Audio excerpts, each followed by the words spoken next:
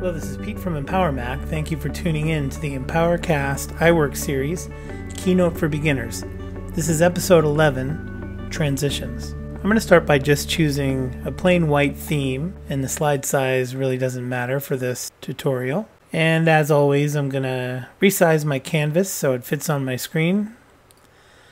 And then, very important, use the zoom pull-down menu to determine the zoom of my canvas. And I always choose fit in window so I can see the entire canvas all at one time. Now as we get started here, I'm just going to delete the default text boxes. Alright, I'm just going to drop a few elements on my canvas. So you can see here I have three separate elements. I have a graphic here, a text box here, and another graphic here.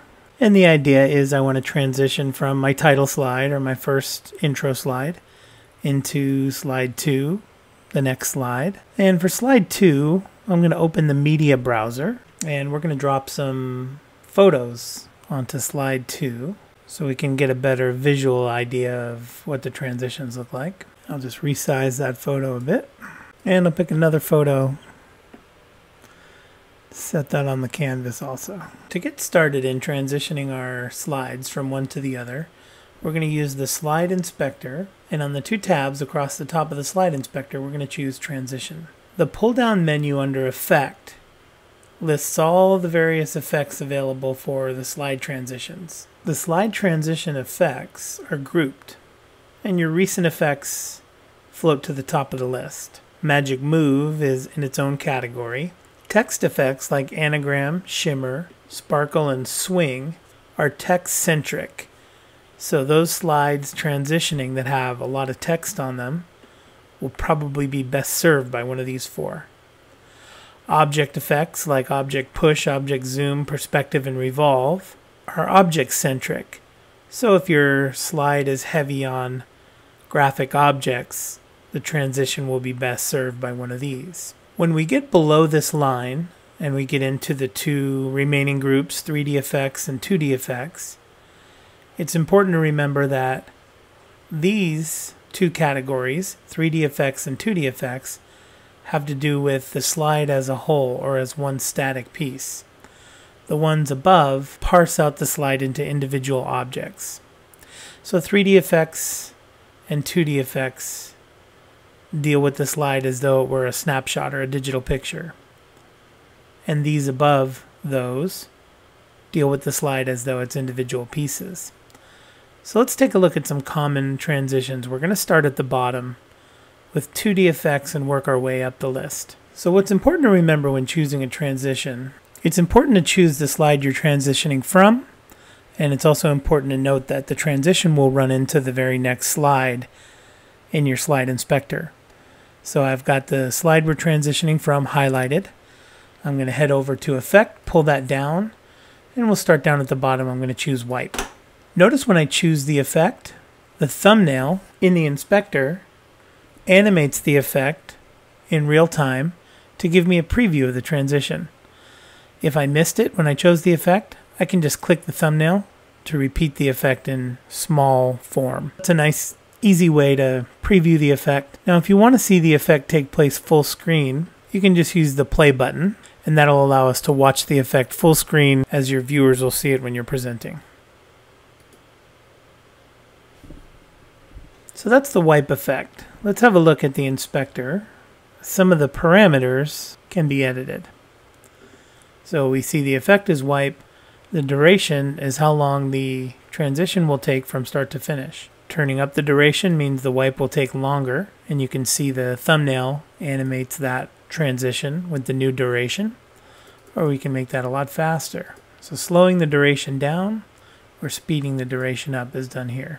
The direction of the transition, in this case it's default left to right, but we have the choice to change that from right to left, top to bottom, from bottom left, and click to repeat the transition on your thumbnail. Another important parameter is start transition, and the default is on click. So if you're presenting and it's time to advance slides, you would just click your presenter remote, your Apple remote, or the left button on your mouse, and that'll advance your slide. You can also change that to automatically, and changing that to automatically will transition from slide 1 to slide 2 as soon as you play the keynote. So if you are going to choose automatically, I recommend a delay. And here you can put a delay in of however many seconds you want to delay the transition after the keynote presentation has begun. I don't recommend the automatically under start transition because you lose all control over the timing of your presentation. So I usually leave that on click. So moving through the effects from wipe, we've got scale. And scale brings the following slide in, as we can see from the thumbnail preview. And we have scale direction, up, down, in, or out. So there's up, there's down, in, and out. Again, we can set the duration, reveal, similar to wipe, except it gives the appearance that slide 1 is being pulled away from slide 2. Now I'm not going to go through the entire list of 2D transitions, but I suggest you play with them and find one that's right for you. 3D effects a bit different in that it adds a third dimension for us. So for instance, let's choose twist. And we see a preview in the thumbnail of what twist will look like. And I'm going to go ahead and play that full screen so we can get a full-size preview.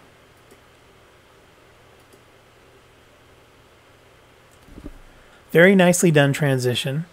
I'd like to take this opportunity to warn you about the use of fancy transitions.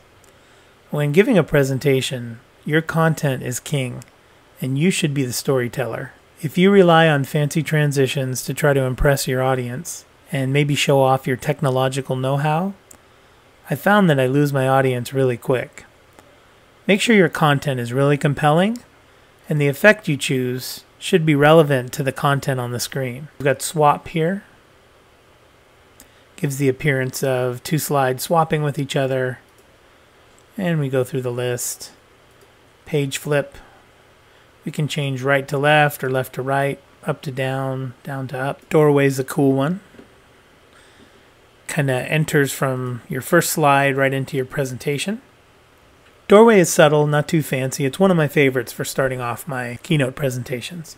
Since we've risen above the 2D and 3D effects and we're now on object effects, instead of the entire slide being affected, individual objects are affected by object effects. So if you caught the thumbnail preview, you saw that the objects on my first slide rotated and disappeared and gave way to rotating objects on my second slide.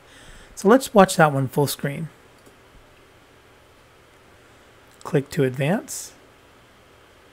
So you see there it wasn't an effect that treated the slide as static. It actually took the objects off the slide and rotated them individually. You can change the rotation direction. Randomizing them is interesting because the timing and the direction of rotation gets randomized.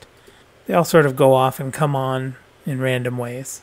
And then you have simultaneous, which ensures they all rotate on and off at the same time. Here's simultaneous. I really like Revolve because it's subtle and just slightly impressive. It doesn't dazzle the audience or wow them with unnecessary fluff, but it is interesting and subtle. Perspective takes all the objects off your slide, changes the camera perspective into a 3D look at those objects, and then trades them on the screen with the next slide, like so. That one's a little flashy for my taste. I rarely use that. Object zoom, very similar to Revolve, except instead of spinning on and off, they zoom on and off the screen. And object push. And object push again takes the objects, pushes them off slide 1, and pulls them on slide 2. So we'll watch that full screen. I hope you found episode 11, Working with Transitions, helpful, and I appreciate you tuning in. Your comments and feedback are welcome, and please subscribe so you get notified when I release episode 12. Thank you again for tuning in.